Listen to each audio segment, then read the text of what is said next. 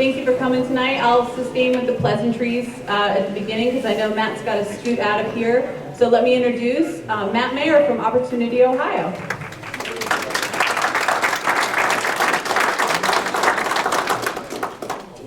Wow, Ann, that was really a warm introduction. Thanks. Do you want the microphone up or Tom? No, it's great. Okay, so is this better? Can you guys hear me okay? Okay, so if you've not got, come on, moving on. Start off well. If you've not gotten a copy of the book in the back, please go ahead and grab one. They're free. I think a lot of you probably already have a copy of the book, but you probably need to get this blind closed. I've got blindness happening over here. Book is free for you if you like it. If you don't like it, recycle it. If you do like it, go on Amazon.com, buy a copy and pay it forward. Buy a copy of somebody you think should read it and give them a copy.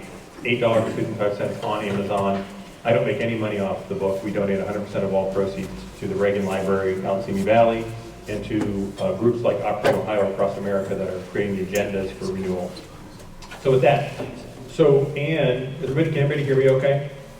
Good. So Ann wanted me to talk about March Madness. Oh, sorry. I thought you wanted to talk about Medicaid expansion. Never mind. Didn't you want to talk about Medicaid expansion? No, I'm sick of Medicaid. I call that March Madness. Yeah. So let's talk a little bit about Medicaid expansion. You guys want me to move over this way? Yeah. I feel like a rock star. Is that better? All right, let me run back over and get my phone because there's a piece of data on there I need.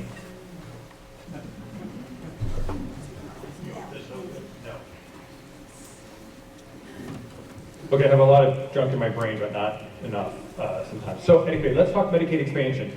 So obviously, most of you guys know, if you don't, that Governor Kasich has proposed expanding Medicaid under Obamacare in Ohio.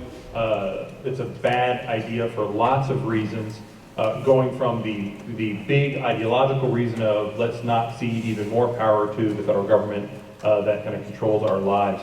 But fundamentally, this is kind of a pathway to break our bank even more than it already is. You know, they say Medicaid is the Pac-Man of state budgets. It really is. It drives spending through the roof. And even more importantly, in my opinion, it actually gets bad outcomes for people on the program. So current Medicaid recipients get worse care than folks not on Medicaid.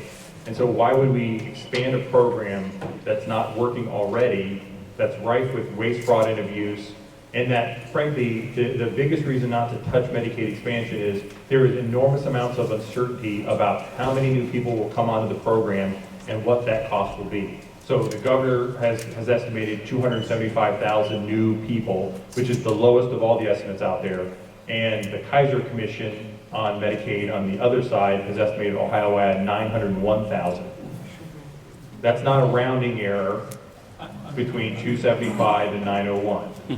So, has anybody seen the Medicaid poll that we released last Wednesday? Go to opportunityohio.org, pretty easy. Very top of the homepage, there are 3 links that will be PDF links. One is the top line results of a statewide survey we did. We hired one of the best pollsters in America, Dr. David Hill, and he surveyed 803 Ohioans on Medicaid expansion and what they thought. The second link is his presentation. So he puts a presentation together of his analysis of that poll and all the crosstabs, which means when you compare somebody's answer to number 1 to the answer to number 30, you get interesting information. So you get, what do Republicans think about Medicaid expansion compared to Democrats? What do conservatives think versus liberals, and all that fun stuff in between. So he has a fascinating presentation on what Ohioans think. And the punchline is a clear plurality of Ohioans don't want Medicaid expanding, all voters. 65% of Republican primary voters are opposed to expansion. So that's our base. That's you guys. That's people like me who say, no way should we do this. Within that, another piece of interesting information is there are about 5% of Ohioans currently on Medicaid that they polled. Of those, 75% are hardcore Democrat voters. So essentially, by expanding Medicaid, you're guaranteeing that you're making it harder for conservative and libertarian ideas to actually be advanced in the long term in Ohio, because you're going to essentially create more liberal progressive supporters and fewer conservative libertarian supporters. So that is a Republican governor pushing an idea that in the long term will undermine our ability to kind of keep Ohio or make Ohio a free market, individual liberty place that is all about entrepreneurship and good government and those great things. So that's Medicaid expansion in a nutshell. And virtually every group is opposed to expanding on the right, from your national groups like the Heritage Foundation, Cato, the Galen Institute, to state groups like the Liberty Council, Ohio Rising, Opportunity Ohio. I think there's only one group in Ohio that's supporting it, and that's somebody who's been appointed by the governor to the state medical board. So, you know, he has friends, they help him. So other than that, nobody supports this. So, you know, it's really surprising that we would be pushing a policy that is bad for Ohioans from a tax standpoint, that is a bad program from an execution standpoint. Too much waste, fraud, and abuse, doesn't get good outcomes for people in the program, and long term makes it harder for conservatives to essentially prevail in the battle of ideas in Ohio. So that's Medicaid in a nutshell. And also wanted me to talk about workplace freedom. So let me talk to you, and this is why I needed my phone, because it has the latest data that I tweeted earlier. I bet you don't know this. Ohio's job economy, contrary to what the governor is saying, is in bad shape. What do you mean, Matt? How could that be? He says it's going great. And he kept saying that with Romney on stage every time poor Romney tried to say things could be better here. Well, let me give you, this is now the latest data came out yesterday. So strictly in 2010, okay? Ohio's private sector added 68.8 thousand jobs, private sector, non-farm, non-government, private sector growth in Ohio, 68.8 thousand jobs. You with me? 2011, under Governor Kasich's first year, Ohio added 99.9 thousand private sector jobs. Okay, that's good. That's a good trend. It goes up, 30,000 jobs. We like that.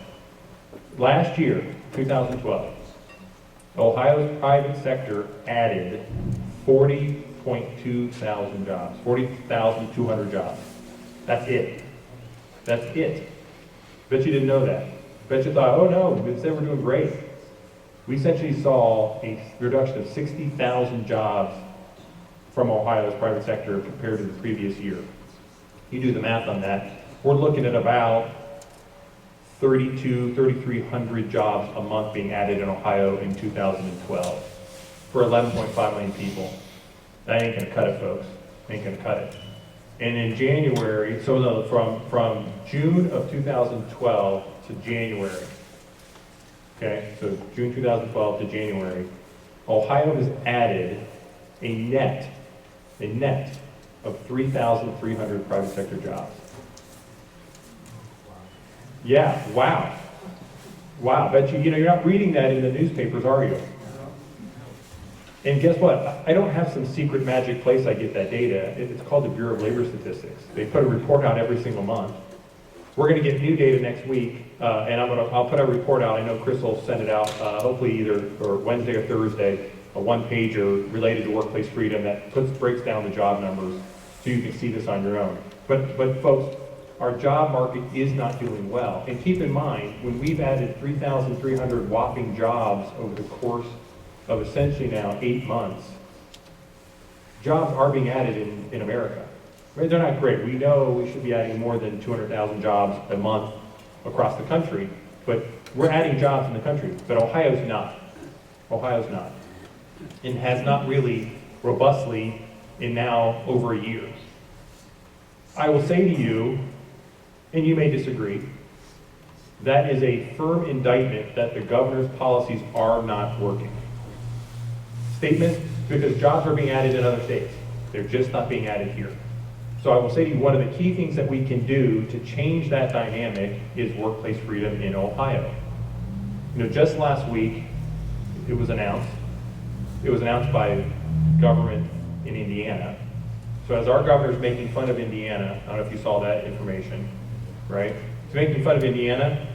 A company with roughly 50 employees just moved out of Toledo over across the state line to Indiana, which is not the first company to do that. So as our governor's making fun of Indiana, they're actually taking our jobs, right?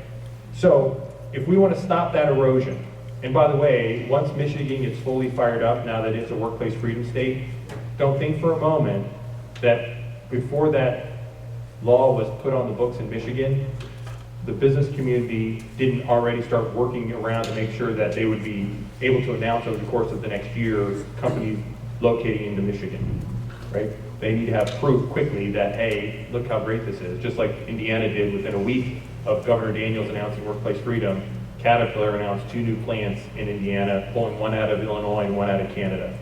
So if Ohio wants to truly be competitive, it is far more important to be a workplace freedom state than it is for us to have a 20% reduction in our income taxes. Not that I wouldn't like that, but we are spending all of our political capital on a tax fight that frankly from a job creation standpoint is less important than workplace freedom. If you don't believe me, there's a report I did, you can again find it on the Opportunity Ohio website. It was called 6 Principles for Fixing Ohio.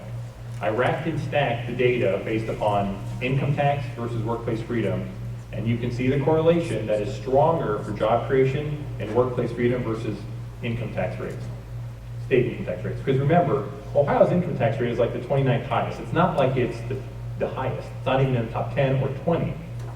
It barely is in the top 30% of income tax rates, the state income tax. Our burden is local government. Local government is where our tax burden goes to among the top 10 in the country. Because we have all these taxing jurisdictions that each add a layer to our property or to our income, that's where we get hurt. So if we want to get Ohio moving, and again, in the book, if you've got it, or if you already have a copy, or you just got a copy tonight, Chapter 8 is all about why workplace freedom is a driver of jobs and prosperity across the country. And I don't have the latest numbers yet for all 50 states. We're crunching those numbers today. You know, unfortunately, you've got to love government. Every so often, and it's happening now once a year, the Bureau of Labor Statistics will go back and revise data. So we have to essentially keep changing our formulas to account for this revision of its data. But the last number that we had was states that are forced unionization states like Ohio. Over the course of 22 plus years, 1990 through last month, have netted about 13% job growth. So they have, on average, 13% more private sector jobs today than they did on January 1st of 1990. Pretty pathetic. If you unpack it over the course of the, right, it's less than 1% a year net growth. Workplace freedom states, where workers have the right to choose, those states have averaged 39% net job growth. So again, 3 times greater than forced unionization states, just on 13%, 39%, and greater than 1% a year. That is what we need to have in Ohio. So you can say, oh, but we can't fight that fight, we just lost SB 5. Yep, there are some strategic decisions that were done poorly on Senate Bill 5. This is a different fight. This is about expanding freedom. And I will say to you, if we do it right, we can win that fight like they did in Indiana, like they did in Michigan. But it takes good leadership, and it takes a smart approach, which we currently have not had in terms of when we've taken on these big, hairy issues. So that's workplace freedom. Yeah? All right, let me take one more issue, and then we'll do Q&A, because I don't want to not do any Q&A before I have to pop up here. I see I'm dumb. I double booked myself. Now, luckily, I double booked myself in Cincinnati rather than in Cleveland and Cincinnati. So I just have to hit 25 minutes down from here in order to get there by 8 to do their event. So I apologize that I can't stay longer. Normally I stay as long as people want me to stay, and I drive them crazy doing so. But one more quick issue, state budget being considered. If the governor's budget is passed as proposed, state spending under his 4 years will have gone up 24.4%.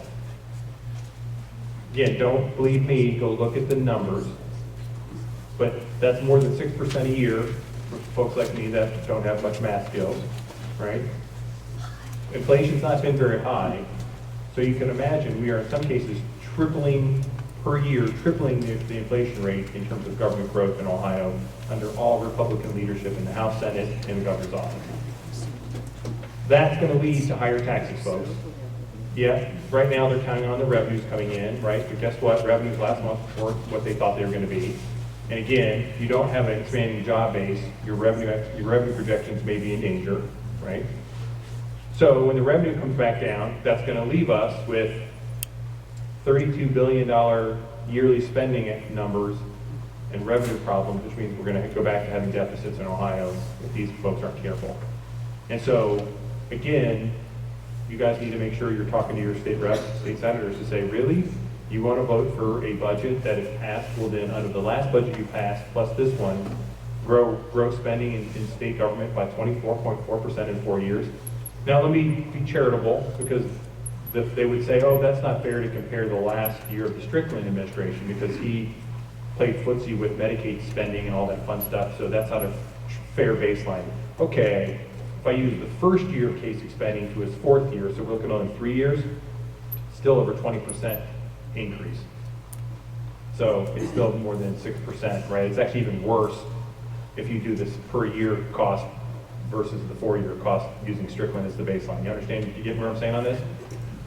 So we've got problems, folks. We're not getting workplace freedom. We have a governor that opposes that. We've got a budget that's being proposed that's going to jack up spending even more, over 10% this year, and another near 6% the following year if adopted. We've got Medicaid expansion that again, why, when we knew in June that the Supreme Court said this was going to be an optional decision for states, why our governor did not begin reaching out to conservative free market groups on how we can offer a solution in Ohio that rejected expansion but started solving some of these problems.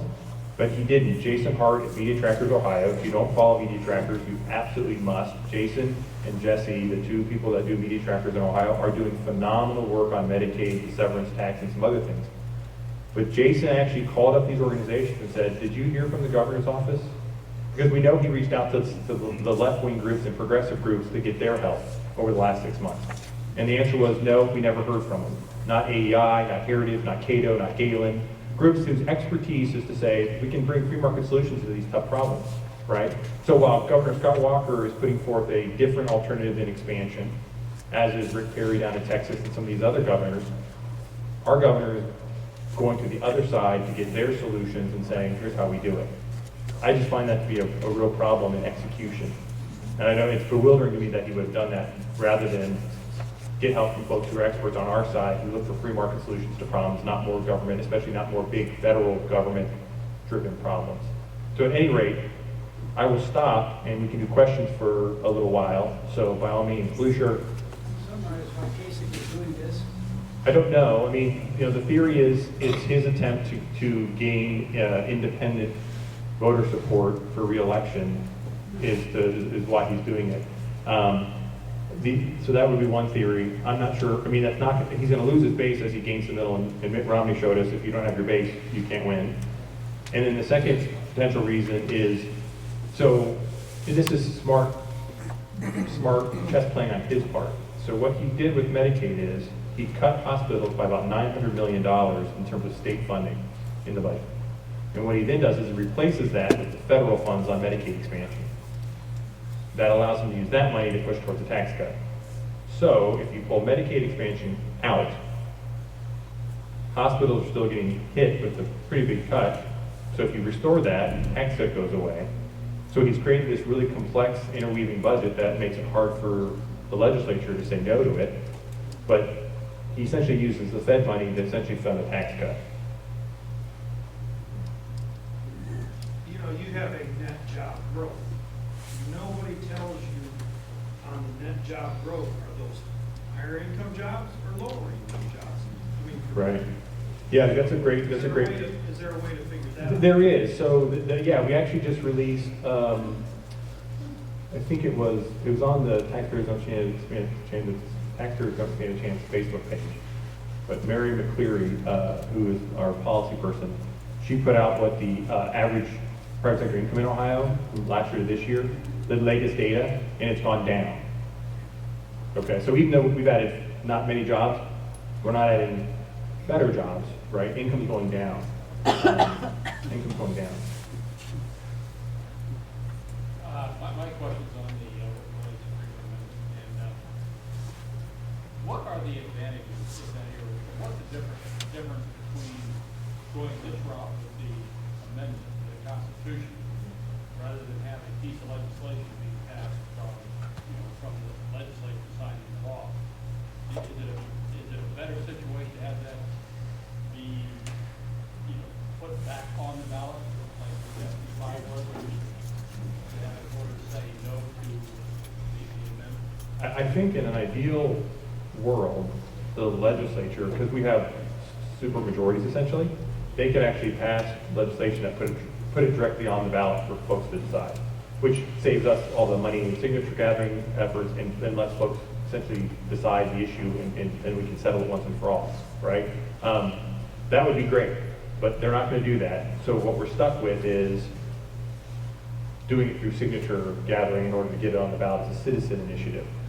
Go ahead. Well, I guess my real question was, I wasn't very clear, is it harder for the amendment that we're in the process of hoping to get on the ballot in the past, repeal, to go this route, or would it be better for a piece like that? Is there any advantages to revise the Constitution in Ohio to make it harder to repeal this amendment down the road? Chris can answer that, or he can add what I say when he gets up here and starts doing his dance on this. But what I will say is, I would prefer not to have it gone through legislation that then becomes a veto referendum, because essentially we're repeating the SB 5 process, which the problem with that is we're giving essentially the other side months and months and months to get publicity and momentum and talk about the issue while we're quietly waiting to see if they can do it.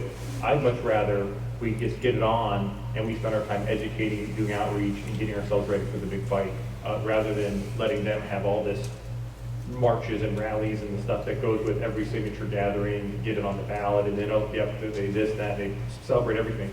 It just, that was the summer, you remember 2011 was, they just owned the narrative for months and months and months. Chris may say differently, but I would much rather say either through ballot initiative, signature-wise, or the supermajority process, just get it directly on the ballot and let's have the battle. And Chris is nodding, so I answered that one correctly. Sometimes I get it wrong, so not sometimes, a lot. Yeah, you mentioned the spending going up 24%, and you also mentioned that one of the reasons you got the budget is you took the Medicaid money out. Were there other areas that you took out to balance the budget in the face of the 24% spending? Well, so that's the magic, right? He didn't really cut government. He cut, remember, because the money he takes out of Medicaid, state money, replaces with Fed money, but then uses that for tax cuts. Everything's based upon higher revenue projections. So, right, if it's $31 billion in spending, we're going to have $31.3 billion in projected revenue, right? So the problem will be if the revenue doesn't show up, right? We now have a When deficit. he started, what did he have, like a $7 billion? I think it ranges from 5 to 8. No one really knows for sure what the deficit was. So that's the last budget. The way he solved that was, again, revenue was projected higher revenue, which it didn't come in. Two, didn't cut government at all, right? But spending went up. Took $1 billion out of local governments that then lots of places have replaced those revenues with more tax revenues. Taxes have gone up locally to replace that. And then they've shifted around some funds to do this and that. And, you know, the way the people like Tim Keene, who's a really smart guy and he knows the budget and he can figure all these things out. But they kind of solve the deficit through moving money around, through taking money from local governments and through higher revenue projections. Yeah, Ann. What do we have to do to recruit the government? Let's focus on fighting Medicaid and killing that. Let's kill severance and let's stop taxing the spending increases. Thanks, Ann. Sorry, I've got a fan club of one. It's a powerful thing. When it's Ann, it is actually. Yes, but yes, you do. So the key there is right now we've got battles in front of us that we need to fight and win. You know, we can worry about those things later on in the summer and fall. but we've got a big fight in front of us that if we don't win that fight, it doesn't matter who's going to be governor going into the future because it's on autopilot thereafter and it's going to crush the state budget. Yes, sir. On the federal level, when the unemployment goes down to 10%, it's a big thing. With the workplace amendment that we're working on to create more jobs, is there any data on underemployment? Many people are working more than one job to make a living. Yeah, there is actually. We'll have that data out as well coming up this week. So what you're getting to really is the labor force participation issue. And, you know, Ohio, again, I bet you didn't read this in the newspaper, Ohio has had the largest drop in labor force participation in any state in America. Yeah, we move out. Right, we've lost, more people have left Ohio's workforce, just stopped looking for work, have now gone to the black market economy, right, whatever it is, we've had the greatest drop in terms of numbers than any other state in the country. So I did a piece, when was it, Chris? Chris, when was the last time? I think I did that updated in October. What's Ohio's real unemployment rate? If you go onto the opportunityohio.org website, at the very top of the homepage, there's 5 links. The first 3 are going to be the Medicaid poll we just released. The next one I think is going to be the competitive federalism report I put out last week through the Liberty Foundation group where we're arguing to take back power to Washington and money. That's an interesting report. You should read that. I'd like to talk about that at another visit, perhaps. And then the last one is going to be, it's titled, What's Ohio's Unemployment Rate Really, or something like that. And it's, I projected back in November, it was about 9.3% rather than 6.7 or whatever it was. Remember, it's gone up now, went from 6.7 to 7% in 1 month. So we're going in the wrong direction. So because, you know, this is the weird thing, right? If everybody left the labor force, Ohio's unemployment rate would be 0. Right? We'd be doing great. No. So that's why in this piece I did, and you'll love this piece, I walked back all of the numbers on, okay, here's the drop in the labor force participation. Those people aren't being accounted for under the current unemployment rate, but they're also not being counted on this, what's called the U4, the U6 rate. So I factor that back in because you have to, and that's how I got to about a 9.3% real unemployment rate in Ohio. How does the healthcare law play into underemployment? So it's going to play a larger role as Obamacare gets fully implemented. We're already seeing businesses shift workers to part-time, keep under 30 hours. And remember, there's that look-back period, right? That once we get to the end of this year, Obamacare does the look-back, and if at any point in the prior year a business employed anybody for over certain hours, they qualify for they should have been provided health care.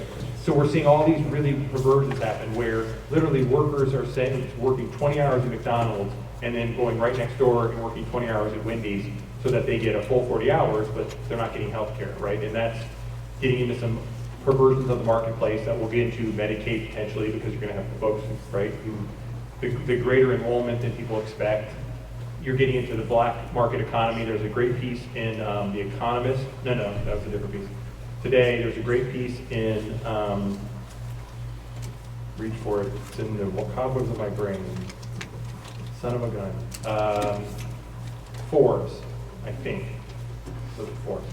Anyway, I tweeted on it, so if you are on Twitter, go to Find Me Ohio Matt, and you'll find it, where it talks about this, the number, something weird's happening, because consumer spending is still happening in some ways, but you're not seeing higher debt, and you're not seeing higher incomes.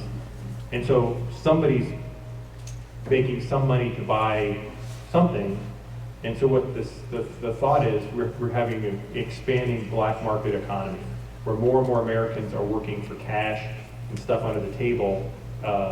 And so which is not getting reported, which, you know, people may think that's, okay, well, great. But the problem with that is it actually just increases the load on the rest of us who are not in the black market economy because, you know, we've got to still fund government. And so it creates a bigger problem for us. But there's a belief there's a growing shadow economy that nobody knows is really out there and they can't measure it. Yes, sir. We believe Ohio can and should make cuts to the budget. I do believe Ohio can and should make cuts in the budget. From 1990 through this budget that's been proposed, so if it gets enacted 2 years from now, Ohio's general revenue fund expenditures will have gone up over 180%. You adjust for inflation, still more than 60% greater than inflation for a 24-year period of time. Okay, do that math. You're more than 2% per year, every single year from 1990 through 2015. All right, so I believe there's fat in the budget. Why do I believe that? Because for most of that time when spending went up and up and up to 2008-ish, Ohio's unemployment rate had reached record low levels, so we didn't have a huge number of out-of-work people who needed help. Our poverty rate had reached record low levels, so we didn't have a huge kind of dependency class that really needed a hand up, right? And our population never grew by more than 1% in any given year. I mean, remember, we went in a decade from about 11.3 million people in Ohio to about 11.6 million people in Ohio. In a decade, we added just 300,000 people. That's it. So we didn't have to build lots of new infrastructure, hospitals, bridges, roads, schools, the things that cost money. So all of this growth occurred when, theoretically, we should have been able to keep budgets lean. But because the revenues came in, mostly Republican governors and legislators spent the money. So I believe we should do 10% cut, and then let's hold spending either frozen or to inflation plus population growth. Hold it, right? Let taxpayers catch up, right? So yeah, you bet. Especially things like take on the state workers. I mean, we just put out data on that. State workers got, I think, on average, the ones who worked last year and this year, so 2011 and 12, got about 6% raises, right? Oh, but I thought there was a pay freeze. Yeah, right. Me too. So I think we can find some savings to say, sorry, we're not going to cut the deal. You're not going to get these kind of raises. It's just not happening. There's other places we can find savings, and we got to be willing to do it. But expanding Medicaid is certainly going to put more of the budget in the hands of the federal government. That's going to drive spending. Bad decision. I understand that a lot of the problem comes from the hospitals needing money, but then they are so, they don't balance their budgets. They just say like, oh my gosh, we spent this much, we need this much money. And then they just keep getting it. I mean, can something be done to push the hospitals into some kind of decent accounting? Well, you know what, actually, that's going to be the last question, so Chris, get your dancing shoes on. So I got to pop down to the other one. But here's the deal. Again, Jason Hart, Media Trackers Ohio, you got to go to his stuff. He has done a phenomenal job unpacking. He looked at all these hospitals in Ohio that are claiming poverty if Medicaid isn't expanded. Now keep in mind, part of the problem is, since the governor cuts $900 million out of state money for them, right, they're depending upon that federal replacement money. But even still, go look at the hospitals and the work Jason has done, and what you will see is all of these nonprofits have been very profitable, even after all this uncompensated care that they say is not being paid for. Because remember, they're giving these numbers of uncompensated care, oh, it's $6 million last year. That's this made-up fantasy number of what they charge for services that nobody actually pays. But it inflates the amount, right? Because those on insurance get way lower rates. Medicaid, Medicare, way lower rates. So they just, people who don't have any insurance, they say, oh, the book value of that was $11 billion. See how much we've given away? But that's not really what it costs. But even with those uncompensated care, they're still making profits year after year, which is why drive around Ohio like I have, and guess what you see near hospitals? Expansion after expansion after expansion. You can't expand if you're not making any money as a nonprofit or as a for-profit. So the hospitals are crying poverty, but again, read Jason Hart's stuff at Media Trackers. It's amazingly good investigative reporting where he shows the lie that is this idea that somehow Ohio's hospitals are all going to go under if we don't expand Medicaid because of uncompensated care. It's just not true. That was my last question. Oh, it's not a question. Well, by all means, hey, Chris, you're sharing the stage. Listen, folks, I've got to run. Thank you very much for having me. It's always good. If you haven't got a book, go grab them now. So I'll leave the rest of those here so that you guys can take those with you. But thank you for having me. It's always good to come down to Westchester and my second home in Cincinnati. Thanks, Chris.